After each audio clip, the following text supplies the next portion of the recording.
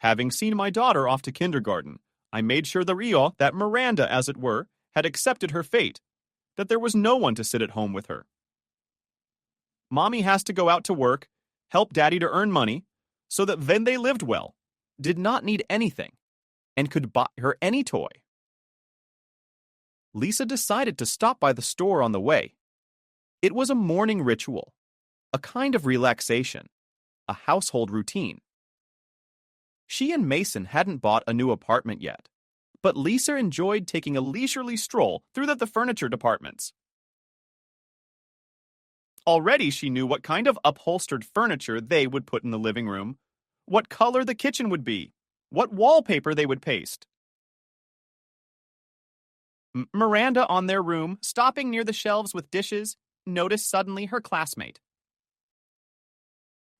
After graduating from Teacher Training University, Kelly did not go to work at the school, but opened her own real estate agency, deciding that a teacher should work by vocation, and all she needed was a college degree. Kelly, hi. Haven't seen you in a while? Apparently, the classmate's finances were in order. She was standing near a showcase with expensive services and, not paying attention to the price, was figuring out which one was better to buy. Lisa at this time could only gawk and be happy for her classmate. For the third year in a row, she and her husband had been saving every spare penny for an apartment, so that at last their daughter would have her own room and she and Mason would have a bedroom. Oh, Lisa, or hi. It's been a long time indeed. I carefully put the plate back on the shelf. She stood for a moment, looking thoughtfully at the drawing. She looked around and saw that no one was around. She stroked Lisa's shoulder thoughtfully. I know you and your husband are separated. Lisa's eyebrows went up. She opened her mouth to object, but Kelly interrupted her. Don't worry, I won't tell anyone. I don't know if you know or not. Your husband bought a one-bedroom apartment from his roommate a week ago. And mind you, he put it in her name. Kelly's words were out of her head. What Lisa was about to hear was about to become a huge scandal. How would Kelly know her husband? Obviously confused, didn't figure it out. They're labeling Mason, accusing him of embezzling from the family. Kelly. Lee, that's ridiculous. My husband and I have a good relationship. A great relationship. We're not getting a divorce. Mason's not stupid enough to spend $1,000 on a mistress. And there is no mistress. We still live in a one-room apartment ourselves. We'd like to trade it in for a 3-bedroom. The words sounded unconvincing. Maybe her husband really has a mistress. Lately, their intimate life hadn't been going well. A small child was taking up a lot of time. A 1-bedroom apartment that soon won't have room for 3 people to turn around. Mason almost always comes home from work tired, eats and falls on the bed. Literally falls asleep right away. Lisa hesitated, frantically thinking of what to do with this information.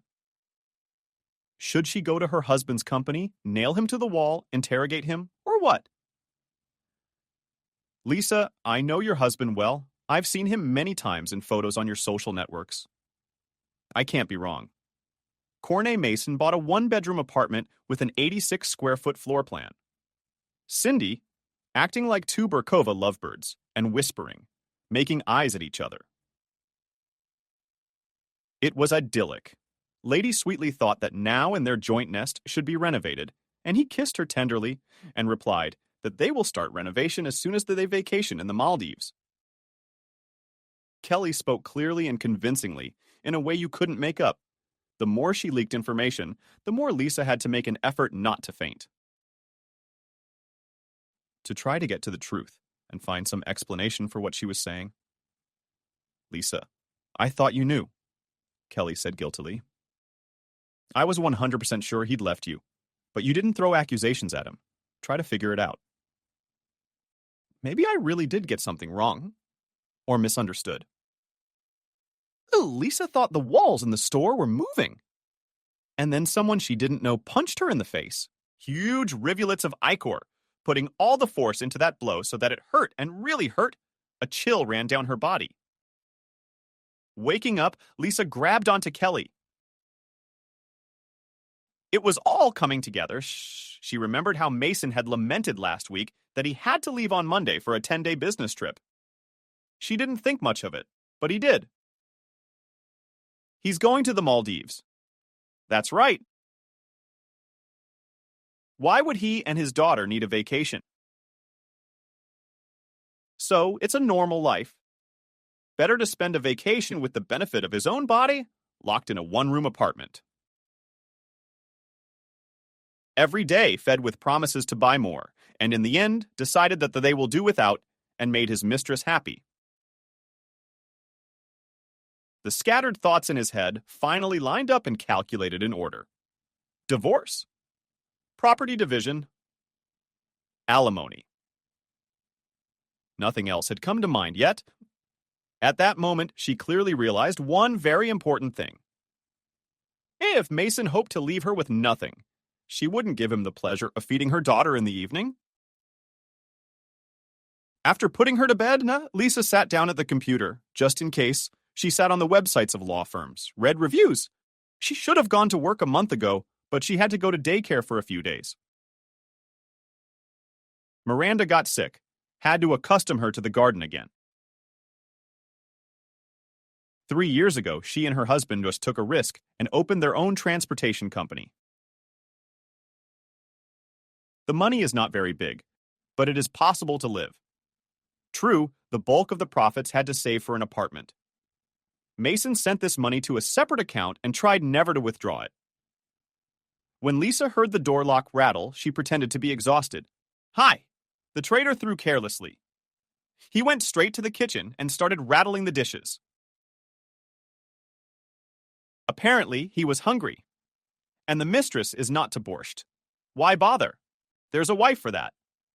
But I guessed wrong. Let him make his own dumplings or fry his own eggs. Sorry, I didn't have time to cook anything today.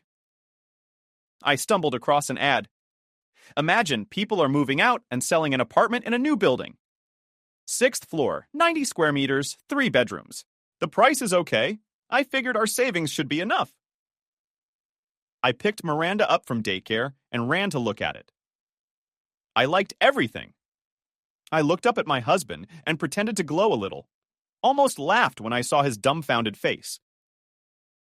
Tomorrow, we will take Miranda to the garden and look at it again together. I warned them we'd be there early. They'll be waiting. Pushing the laptop aside, I watched my husband's reaction carefully. At that moment, I realized that Kelly's words might be true. By the way, can you tell them how much money we have set aside for the apartment? I already called my mom. She said if we need to add a little extra, she'll help. That was a terrible lie. I had no idea my husband would react so inappropriately. He jumped up and down in his seat, breathing hard and almost choking on his anger. What do you mean we'll go look tomorrow? I don't have time for that tomorrow. I got stuff to do. Slammed the fridge shut, took out a skillet, put it on the stove. Mason, can you tell me how much money we have in the account? But I'm sick and tired of hiding out. The kid needs his own room. I don't know why you're so angry. I raised my eyebrows in surprise. I don't count them. They're just lying there. By the way, don't get your hopes up about the apartment anyway. 1 more year of daughters should be patient. He mumbled inarticulately, turned away, showing by his look that the conversation was over. What do you mean you don't think so? And in general, why did my question made you so angry? If you can't give me a specific figure, then we'll go to the office together tomorrow. Like it or not, I'm not giving up on my idea. Standing up from the table, Lisa slammed her laptop shut. As I walked out of the kitchen, I felt my husband's eyes on me. I wanted to turn around, to look into his eyes, to scream that he knew everything and let him go to his Maldives, and preferably not come back. But I decided not to hurry. My lips treacherously quivered. I was about to experience one of the worst nights of my life. First of all, to make sure that I had lived with shit for so many years. And secondly, to make sure that there was really no money in the account. As soon as Lisa came out of the kitchen, a message came in from Kelly. Lisa, are you as worried as I am? You talked to your husband, she looked at the messages, not knowing what to say. On the one hand, nothing is clear yet, but on the other hand, you can't fool the heart. Today was the first time she looked at her husband with different eyes, and realized that she hadn't noticed how Mason had turned into a completely different person. This wasn't her husband, not the one she'd come to love. Threw in a couple leading questions, but he didn't answer them. I'll go to work tomorrow, see what I can find out. I have a lawyer I know. He used to work at my firm, but his friend opened a law firm and pulled to himself. I can send you his coordinates. Very smart and competent lawyer. Red diploma? I got a text from Kelly with Cindy's address. A link to her internet page with a note that you can find a lot of interesting things there. A glimpse of Cindy's photo. Lisa had learned a lot about her husband. Everything was clear and straightforward. Mason does have a mistress. And, judging by the photos, for a long time. Before she could flip through the photos, Mason came out of the kitchen. Have you eaten yet? I didn't want to look at him. Maybe you can keep me company, because I'm bored alone. He smiled mysteriously, like he was asking me out on a date. I almost blurted out that I was in the wrong address, but mistook it for ironic. But I decided again not to hurry. I'm not hungry, and don't forget to do the dishes. I'm not a servant, much less you. I've decided to go to work tomorrow. Enough with the chill. Miranda will be fine if she stays at daycare all day tomorrow.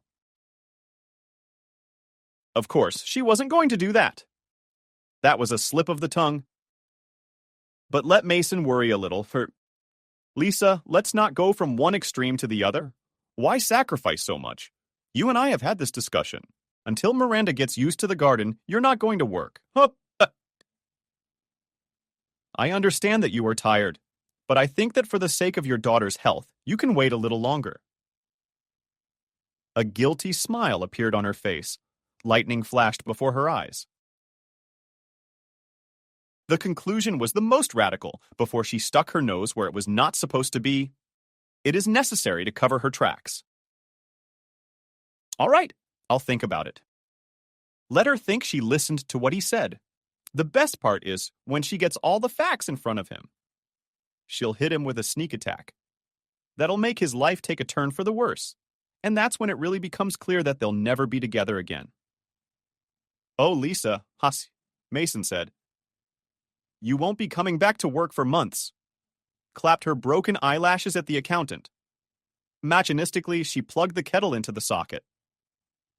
I'll be gone for a while until lunch, and then I'll go to pick up the baby. Molly, prepare me all the documents for the last month.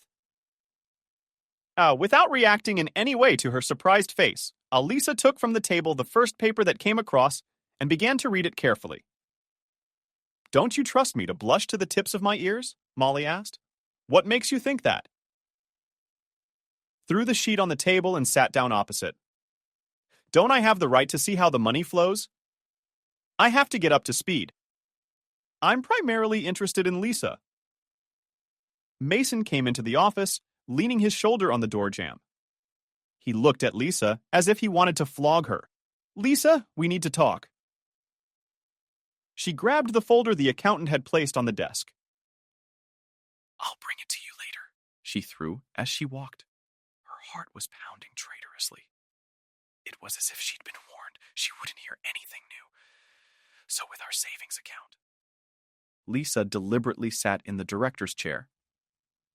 Let him get used to the fact that he's not the only boss. Soon the company will be going down the tubies, and the consequences could be very unexpected. Lisa, let's talk calmly. I know you'll argue, thoughtfully rub at his chin. In general, I borrowed money. I told a good acquaintance of mine I told him straight away, but I trust him like I trust myself. There wasn't a muscle in his face. I asked for the full amount just in case. No, half. I couldn't say no. You must understand that circumstances happen. Today, I help him out. And tomorrow, he'll help us out. Well, I'm sorry I didn't let you know. My brain didn't shut down for a second. Working feverishly at the thought of Mason slowly emptying his accounts to leave him and Miranda with a bare ass made my cheekbones curl. I hear you. Let's make a deal without my consent. You don't withdraw another penny from the account without saying another word. Walked out of the office, Mason followed. What? Are you offended? I promise in 6 months we'll have a much better apartment than the one you were looking at. She stopped abruptly. Her eyes narrowed, her face contorted, as if the rage she tried desperately to suppress had nevertheless burst out. I've got to go. We'll talk at home. She pulled out her phone, glanced at the time, and walked briskly toward the exit. Stopped only on the street to call Kelly and ask for the lawyer's phone number. Mason rubbed his temples. Had it really blown over? Thank God she'd left. So that she did not guess anything, it is necessary to borrow money from someone, put it on the account, to put the vigilance to sleep, and then think what to do next. All the employees have already left. I couldn't make up my mind to close the office and go home. Cindy had called a few times, but he didn't care for her today. Mason had met her about a year ago. Cindy had come to his office, negotiated a freight contract. A month later, the businesswoman showed up again. High heels, see-through blouse. He didn't realize how it all came together. Every time I came home, I couldn't look her in the eye. I realized that if she found out, it would all be over in an instant. Sometimes, he even reassured himself that nothing would happen if he and Lisa broke up. When he told Cindy that he and his wife were saving up for an apartment, and he himself would never remember, he realized the language of his marriage.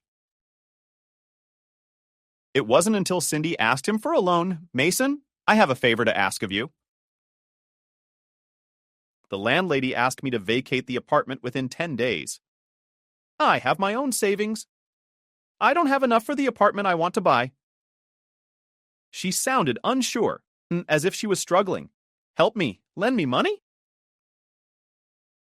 You said yourself that you have money lying around.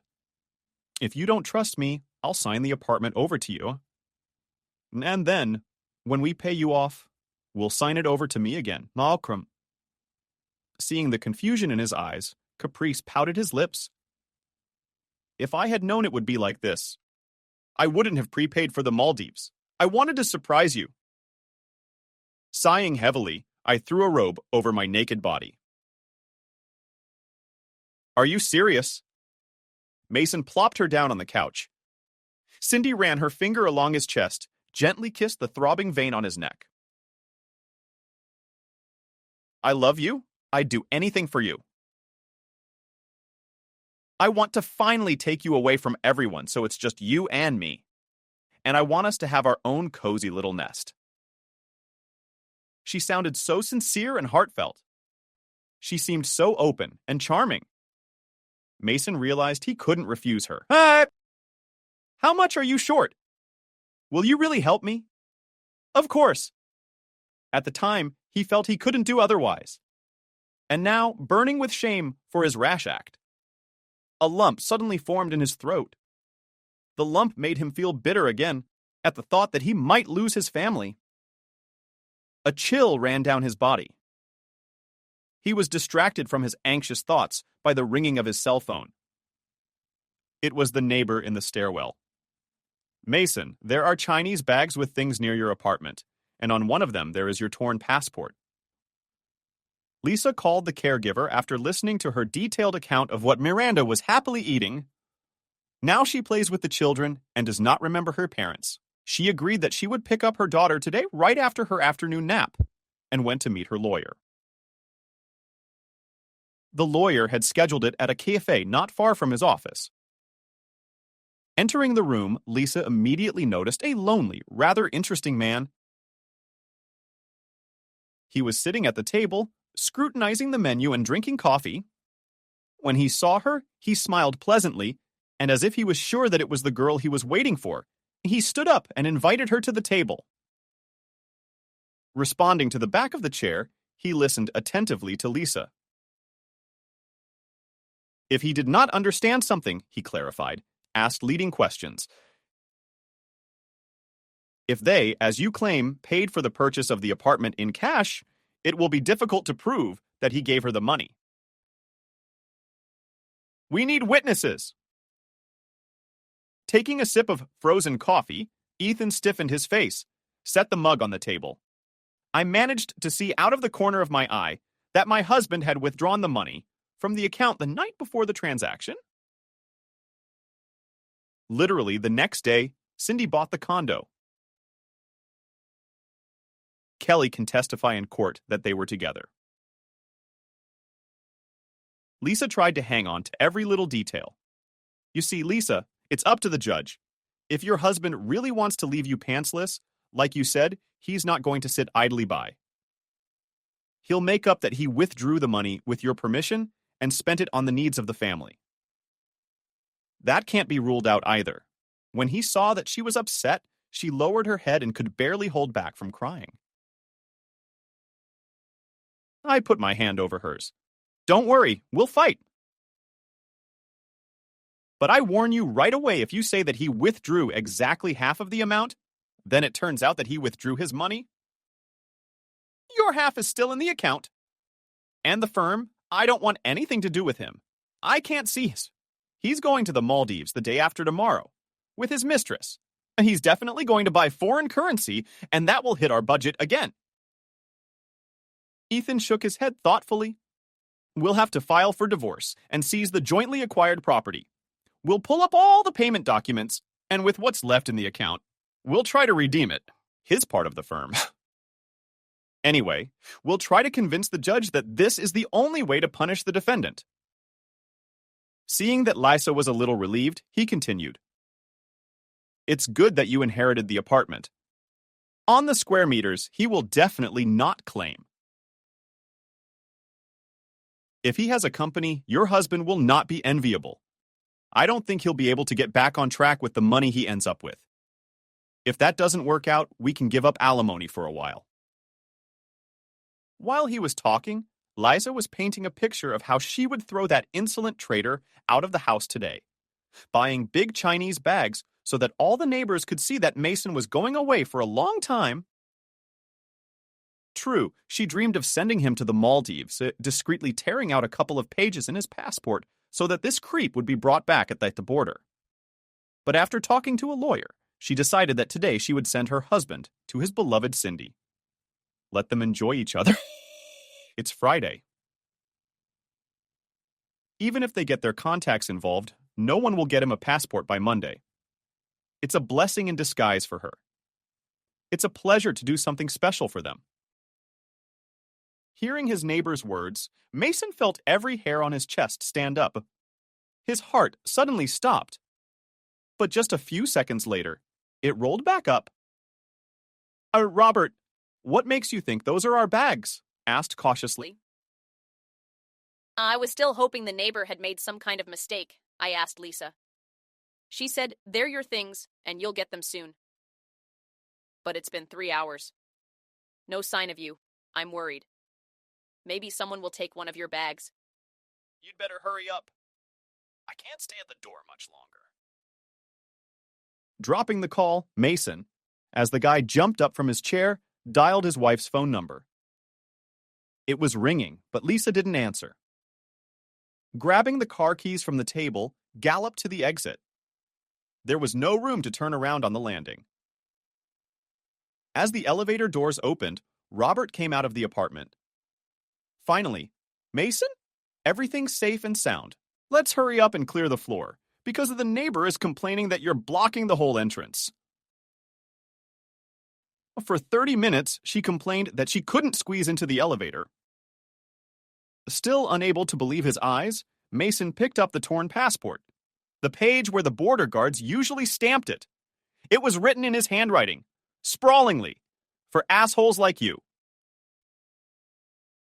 Travel to the Maldives is closed. Set up his nest and breathe fresh air in his mistress's 3-room apartment. Lisa knew everything, but how? For a whole year, she didn't suspect a thing. Since yesterday, it was as if she had been replaced. Mason sank down tiredly on one of the bags, ran his palm through his hair. And what to do? How to explain to his wife that he would return everything? He'd get out of his skin, but he wouldn't leave his family without an apartment. But who would listen to him now? He pulled out the key, tried to put it in the lock, but his hands were shaking. But it didn't work. Mason. Lisa changed the lock after hearing the neighbor's words. Letting out a miserable laugh, he tucked the keys into his pocket, pressed the bell. Lisa did not open. Not until he persistently started knocking. After about 5 minutes, the door swung open. Why knock? Don't you realize you don't live here anymore? She asked calmly, as if nothing had happened between them. Though Mason knew his wife well enough to know how much she was hurting. If he could calm her down, he would do it, of course. But, unfortunately, he realized he was up to his neck in his own shit. Lisa, what's going on? Why are you doing this? I've explained everything to you. I'll have the money tomorrow. Let's go see the apartment you like. If you want it so badly, I'll do anything. While I was trying to figure out who I could grab that kind of money from. Mason tried to stay confident and get into the apartment as quickly as possible to get rid of the nosy neighbor. Lisa grinned crookedly. She stepped aside. Well, come on in. I think we have a lot to talk about. Mason glanced at the neighbor, who raised his fist in a gesture of male solidarity and stepped hesitantly into the apartment. Lisa had arranged with her mother in advance for Miranda to spend the night at her place tonight, without offering to let him pass. She stood in front of him, arms folded defiantly across her chest. At first, she planned to yell at him to leave and never come back. But when I saw my neighbor in the hallway, I decided to hear Mason's side of the story. I hope you realize you don't live here anymore, or you still haven't figured out that I'm done. Yes? Check it out? She opened the Cindy page, started flipping through the photos. And Mason's face was covered everywhere with files. But it wasn't hard to guess that it was him. The last picture posted 2 vouchers to the Maldives, Mason's first and last name carelessly retouched. But the year of birth and number Cindy had left. Can you go? I've approved your trip. I hope you enjoyed my parting gift. Lisa grinned crookedly again. What a good girl Kelly was. She'd opened her eyes to the man who'd long ago fallen out of love with her, but who apparently hadn't decided to leave. Lisa, I'm sorry. I didn't lie to you. I did borrow money. Cindy promised to pay me back quickly. I swear, I'm telling you the truth. Shoving his hands in his pockets, Mason leaned his back against the door as if he wasn't going anywhere. If you don't think you're going to keep screwing me and my daughter over, I'm telling you, you're not going to make it. I'm going back to work on Monday. The jointly acquired property has been seized, Lisa said in an indifferent voice.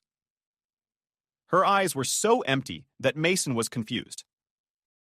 Did you file for divorce? Of course I did. How'd you want it? So you can go back to your Cindy and show her your passport and tell her that she's going on vacation alone. I hope she meets a nice man there, and I wish you to be kicked out of your apartment when she arrives. Lisa pushed